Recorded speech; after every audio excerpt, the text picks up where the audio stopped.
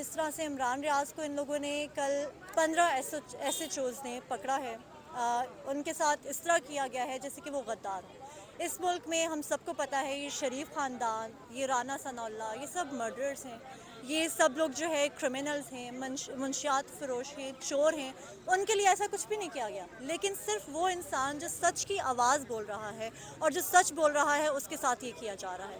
یہ کیا پروف کرنا چاہ رہے ہیں کہ ہم لوگ ڈر جائیں گے یا عوام ڈر جائے گی کہ ہم سچ بولنا چھوڑ دیں گے؟ تو یہ بالکل غلط سوچ رہے ہیں، because we are not gonna do this. ہم اس سے زیادہ بولیں گے، ہم اس سے زیادہ آواز اٹھائیں گے اور ہم ان کے اگینسٹ اب نام لے لے کر ان کی باتیں کریں گے۔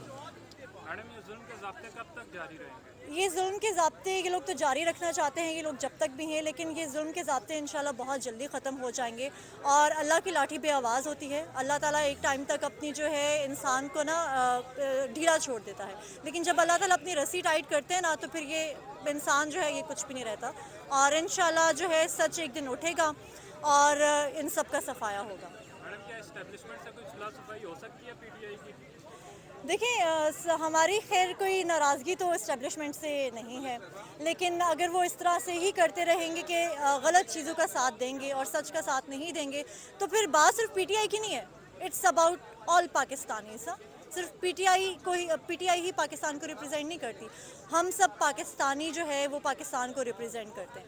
تو اگر وہ سچ کے ساتھ نہیں ہے تو وہ پھر پاکستان کے اگینسٹ ہے، فائدہ نہیں ہے پھر۔